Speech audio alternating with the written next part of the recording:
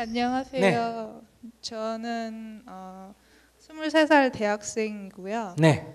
어렸을 때부터 농업에 관심이 있어서 어디에? 농업이요. 예. 농업에 관심이 있어서 그쪽으로 나가고 싶었는데 네. 부모님께서 반대를 하셔서 고민을 하다가 20살 때 혼자 돈을 벌어서 농업대학교에 들어갔어요. 네.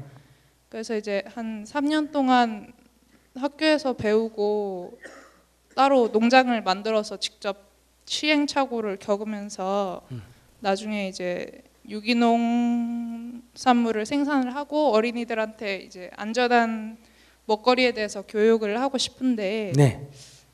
이런 거를 주변 사람한테 얘기를 하면은 농업이 이제 사양 산업이다. 그리고 네가 여잔데 혼자서 뭘 어떻게 하겠느냐. 예, 그런 얘기를 많이 들어서요.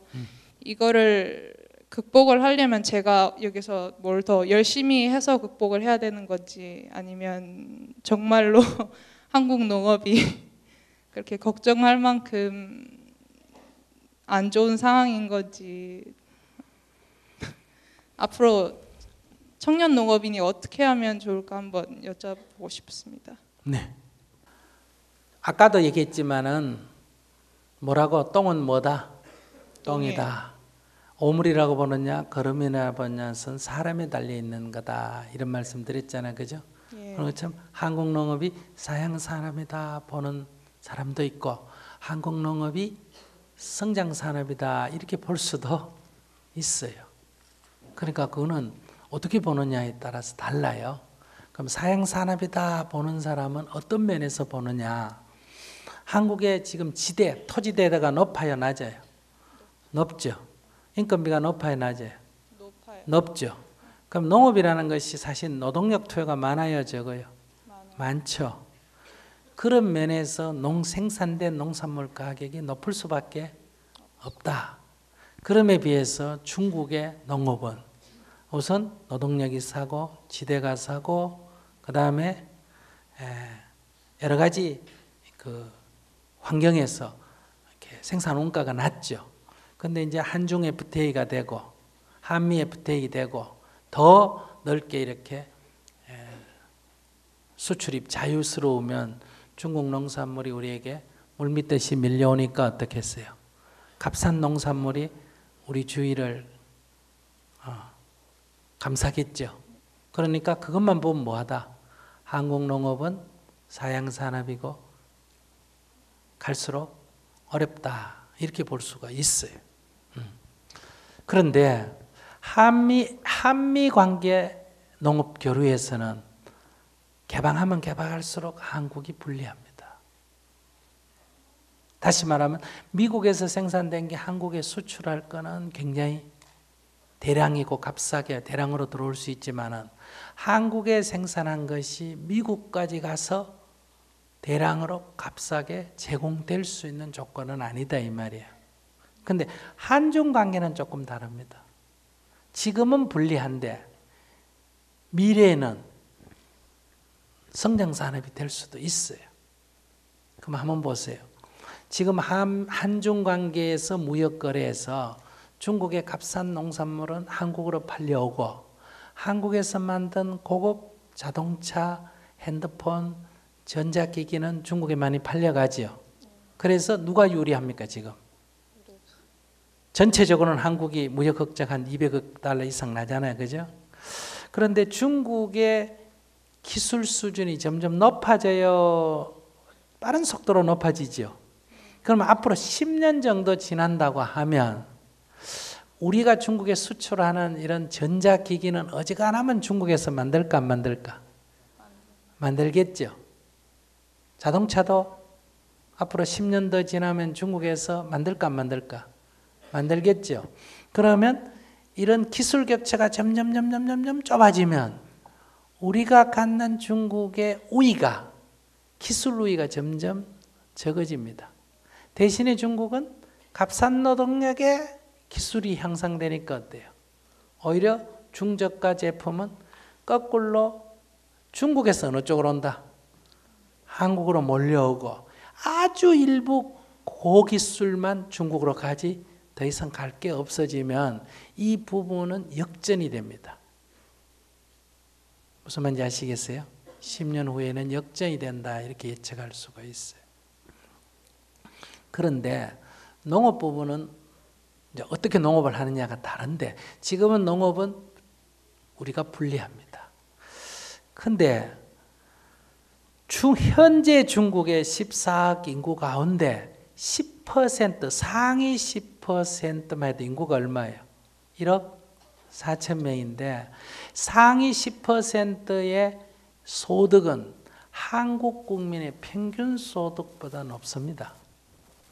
제 말 이해하셨어요? 그러면 소비력이 한국보다 시장에 만약 같다 해도 몇 배입니까? 3배예요. 무슨 말인지 이해하시겠어요? 그러면 이게 어려울 때는 사람이 다 어렵게 해서 좀 살 때는 제일 어려울 때는 우선 양적인 먹는 거 따지고 그 다음에 살만하면 좋은 옷 따지고 그 다음에 자동차 따지고 핸드폰 따지고 이러지만은 더 잘 살면 또 다시 사람이 뭘 따집니까? 먹는 걸 따집니다. 그런데 중국이 오늘날 생산된 식품이 대부분 불량식품이에요. 우유부터 온갖 것 때문에. 그래서 중국에도 10%의 상위 계층은 중국 식품을 먹지 않습니다. 그래서 하나밖에 없는 아기를 키우기 위해서 분유에 멜라닌이 들었다 그래가 중국 분유를 안 먹고 홍콩에 가서 분유를 사오는데 너무나 그 분유를 많이 사가니까 우리 옛날에 일본 가면 올 때 전기밥통 많이 사온다고 규제하고 신문에 나고 이랬잖아. 그것처럼 지난번에는 분유를 2통 이상 수입해 가면 명단을 공개하고 벌금을 때리고 이래요. 그 뭘 말하냐? 중국의 소위 고급 식품의 수요가 폭발적으로 늘어나게 된다. 근데 중국의 농업은 아직 그런 고급 식품을 생산하는 아직 마인드나 시스템이 없어요. 그래서 이 고급 식품은 어디에 의존한다? 전부 일본 거, 한국 거, 미국 거 이런 걸 의존해요. 그렇기 때문에 한국이 지금 이 주어진 조건에서 유기농이든 어떤 고급 식품, 소위 말해서 건강에 좋은 고급 식품을 생산한다면 소비 시장이 어때요? 엄청나게 넓다. 근데 그게 미국까지 가기엔 너무 거리가 먼데 중국은 바로 이웃에 있기 때문에 그래서 이 농업 문제는 우리 농업이 이런 문제에 눈뜨게 되면 농업은 역전이 일어난다. 그러니까 오히려 이런 전자기 제품이나 이런 거는 이미 옷은 다 중국산이 더 많이 들어오잖아. 그죠? 이게 거꾸로 역전이 일어나고 농업 쪽은 거꾸로 수출이 이익을 볼 수 있는 구조로 바뀔 수도 있다. 그래서 이제는 한국이냐 중국이냐가 아니라 한국이든 중국이든 사회의 소위 빈곤층은 중국 식품을 먹고 한국이든 중국이든 상류층은 뭘 먹는다? 한국 식품을 먹는다. 이런 구조가 될 수도 있다. 그런데 우리가 이런 것에 대응해서 농업에 대한 그저 어린아이 식품 정도가 아니라 농업에 대한 새로운 관점을 갖게 되면 농업도 굉장한 비전 있는 산업. 그러니까 다른 한쪽에서는 IT에서 바이오로 가듯이 이게 일반 기기 생산에서 뭘로 이게 식품으로 바뀔 수도 있다. 그렇기 때문에 이것은 굉장한 성장 산업에 속한다. 괜히 공무원 하거나 뭐 어디 가서 다른 사무원 하는 것보다 제가 볼 때는 훨씬 비전 있는 길을 선택을 했다. 축하해 주고 싶다. 그런데 개척전 항상 외로워요, 안 외로워요? 외롭고 실패를 거듭해야 된다 그랬어요, 안 해야 된다 그랬어요? 거듭해야 된다. 왜냐하면 모방은 실패 없이 따라갈 수 있는데 창조와 개척은 수없는 실패와 난관을 거듭해야 되기 때문에 그걸 자기가 처음부터 각오해야 된다. 그러니까 이게 쉽게 될 거다 이렇게 생각하면 안 된다. 그러나 기본적 전망은 매우 밝다. 두 번째, 옛날에는 남자만 할 수 있었는데 지금은 그렇지가 않다. 여자가 남자에 비해서 육체적인 힘이 약해도 하나도 불리하지 않다. 뭐가 나왔기 때문에? 기계가 나왔기 때문에. 포크레인 있고 뭐 콤바인 있고 하기 때문에 이렇게 기계 만지는 건 여자가 더 섬세하기 때문에 이거는 전혀 상황이 다르다. 그래서 그것도 하등 불리한 게 아니다. 오히려 불리하다면 정신적인 거예요. 여자가 뭘 해. 이런 의지심. 이것만 딱 내려놓게 되면 아주 좋은 길을 선택을 했어요. 격려의 박수 한번 부탁해요. 감사합니다. 앞에서도 제가 말씀드렸잖아요. 항상 지금을 보면 안 되고 미래를 볼 줄 알아야 된다. 제가 30년 전에 학원 선생을 잠깐 했는데 제가 가르친 아이들이 그 당시에 경기고등학교, 서울고등학교, 소위 말하면 인류고등학교 학생들이었어요. 대부분 다 공부의 목적은 어디로 간다? 서울대 가는 게 목적이. 대부분 서울대 가고 떨어져가 성대도 좀 가고 어쩌다가 한두 명 연고대 가고 이런 수준이었는데 그 가르치는 반의 아이들이. 그러니까 이 서울대를 갈 때는 사람이 어떠냐? 성적 순대로 갑니다. 과를 안 따지고 자기 성적이 맞춰서 갑니다. 근데 서울대학을 못 갈 판이면 사람의 생각이 바뀌어요. 뭘 따진다? 과를 따져요. 뭐가 전망이 있느냐 이래. 문과 학생이 학부에 와서 서울대는 도저히 성적이 안 되겠습니다.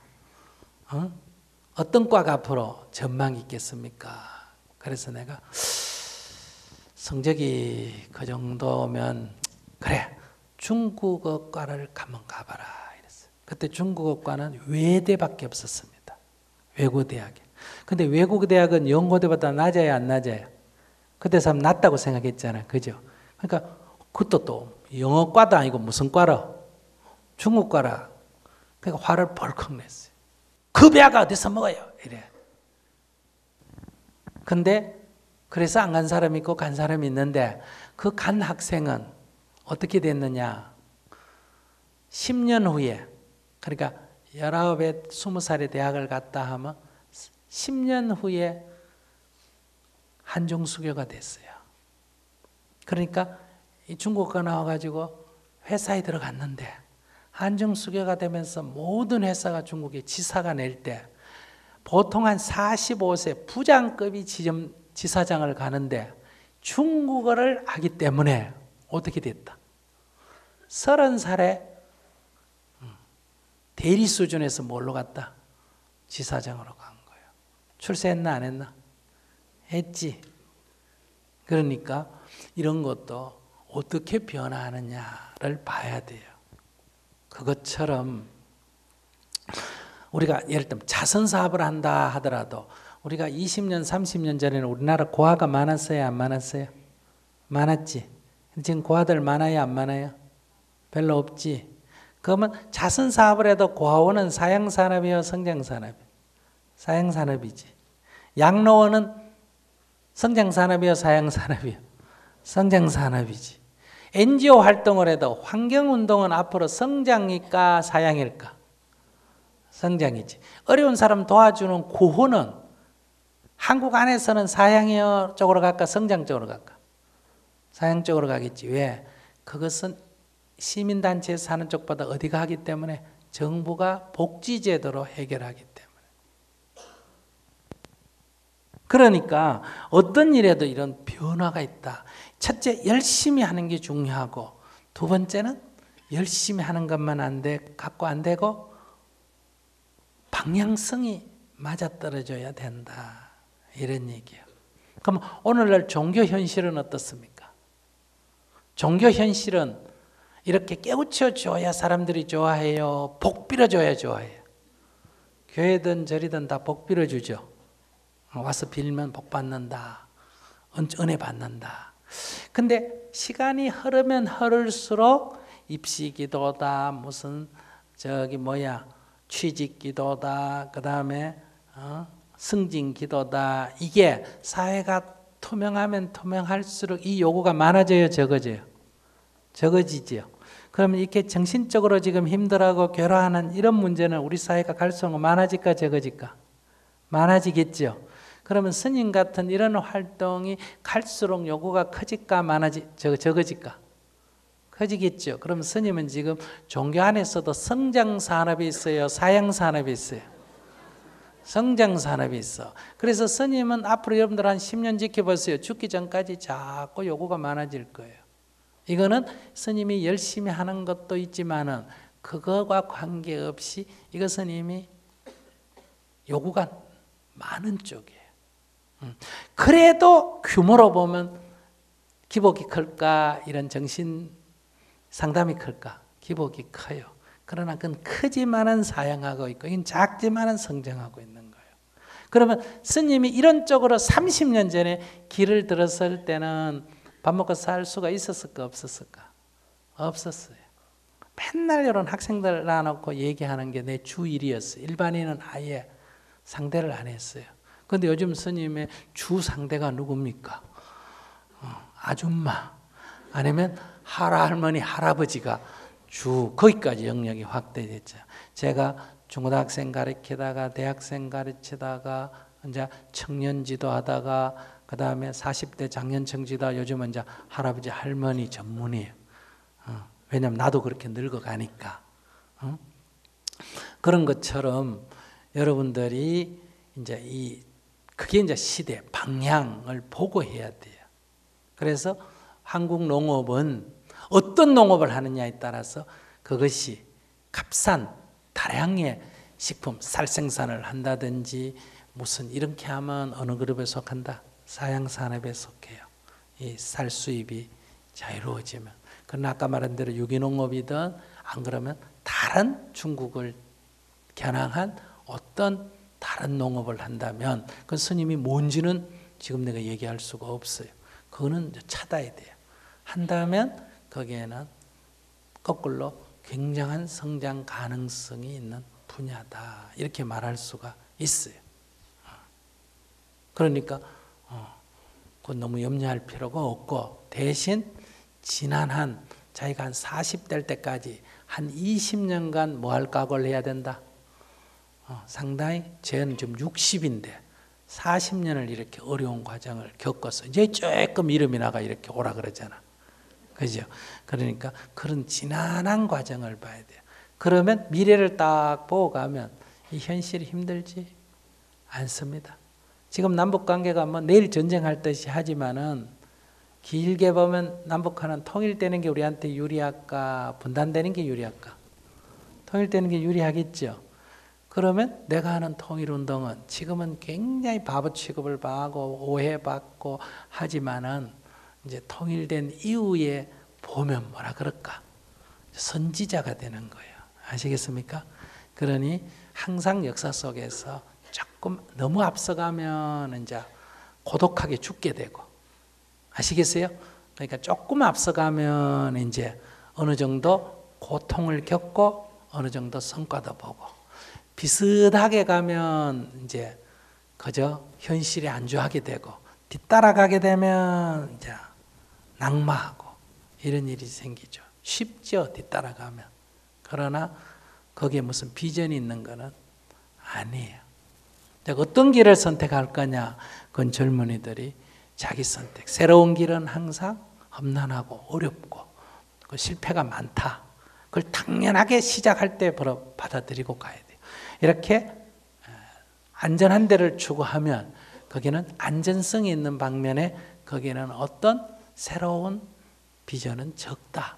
그럼 어느 게 낫느냐? 인생에는 낫고 나쁜 거는 없다. 자기 선택이고 선택에 따른 책임을 지면 된다. 그것이 이제 여러분들 앞에 놓여진 일이에요. 다만 여러분들은 기성세대보다는 어떤 특징이 있다. 어른하고 비교하면 아까도 했지만 혈기가 좀 있고 근데 여러분들 지금 아버지보다 혈기가 없는 사람 많죠? 과잉보호를 해서 그래요. 혈기가 있고 모험을 해야 되고 도전을 해야 되고 실패를 해야 되고 거기 다시 일어서는 재기를 해야 되고 그런 과정을 거쳐서 성장해 가는 게 인생이다. 그렇기 때문에 그거는 두려움이 아니다 이거예요. 그걸 통해서 배움이 있고 그걸 통해서 역량이 커지고 그걸 통해서 삶의 기쁨이 있는 거예요.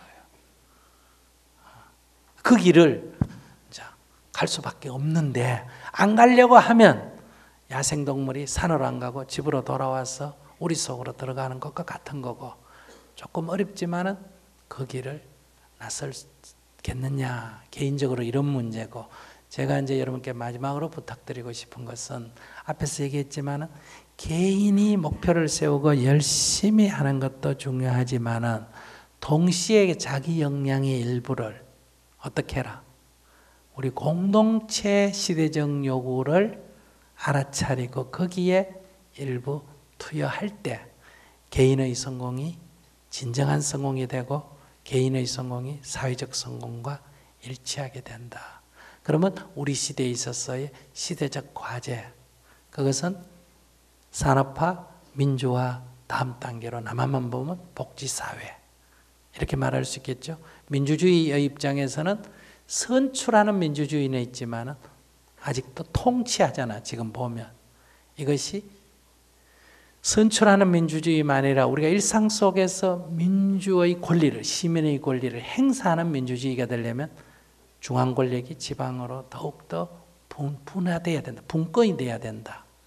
그래서 지금의 이 중앙 집권은 아이가 나면 초등학교 때 1등하면 서울 중학교로 가고 중학교에 남은 애 중에 1등하면 또 서울 고등학교 가고 고등학교에서 1등하면 또 서울 대학교 가고 이 남은 사람 대학 중에 또 1등하면 또 서울 본사에 가고 이렇게 해서 모든 것을 중앙으로 빨아들이기 때문에 돈도 사람도 그래서 이게 같은 나라 안에 있지만은 이게 균형 발전이 안 된다. 그래서 이제는 나라가 발전하려면 어떻게 되냐? 이게 균형 발전은 중앙 권력이 지방에다가 뭘 좀 먹을 걸 주는 거 이런 균형 발전을 생각하니까 그걸 서로 가져가려고 지방끼리 물고 차고 싸우는 지금 현상이 일어나잖아요. 그게 아니라 권력이 지방으로 분산돼야 되고 결정권이 권한이 지방으로 와야 된다. 그래서 지방의 인재가 지방대학에서 그리고 거기에서 나온 사람이 지방에서 성공하는 길로 그래서 나라가 더욱더 발전하는 길로 가야 되는 게 현재의 한 번 더 우리 사회가 업그레이드 되려면 이걸 만들어내면 성장하고 안 그러면 정체가 된다. 또 하나는 통일을 해야 성장 동력이 있다. 북한 개발이라는 것이 우리에게 또 한 번의 성장 동력이 될 수가 있다. 또 통일된 국가만이 미중의 세력 쟁탈전에서 우리의 자주성을 유지할 수 있고 우리의 입지를 넓힐 수가 있다. 그렇기 때문에 여러분들이 자기 개인 생활도 중요하지만 공동체의 이익, 우리가 살고 있는 전체 사회의 이익에 기여하는 그런 삶을 살아야 된다. 거기에 조금 기여해야 된다는 거예요. 돈을 조금 내든지 시간을 조금 내든지 약간의 노력을 하든지 오늘같이 이런 자리가 마련된 것도 누군가는 젊은이들을 위해서 이런 자리가 필요하다. 학생회하고 얘기하고 누군가가 준비하고 하니까 이런 게 이루어지는 거 아니겠어요? 그래서 우리가 공공의 이익을 위하는 역할을 조금 해줘야 됩니다. 그래야 우리 사회가 발전해 간다. 이렇게 볼 수 있어요. 그래서 여러분 젊은이들이 조금 더 사적인 이익, 사적인 마음보다는 그 벌이라는 게 아니라 한 10%, 20% 정도의 공공의 마음, 공심, 파브릭 마인드를 좀 가져줄 것. 그리고 사익만을 추구하지 말고 공익에 자기의 역량을 일부 투여하는 마음가짐을 가졌으면 좋겠다. 그러면 우리 사회 전체가 희망을 가질 수 있지 않겠나 이런 말씀을 드리며 여러분들 나날이 행복하시고 젊은이답게 자유로운 삶을 실패를 두려워하지 말고 좀 더 허심탄회하게 어떤 일을 임해보는 그런 삶을 사시기 바랍니다. 감사합니다.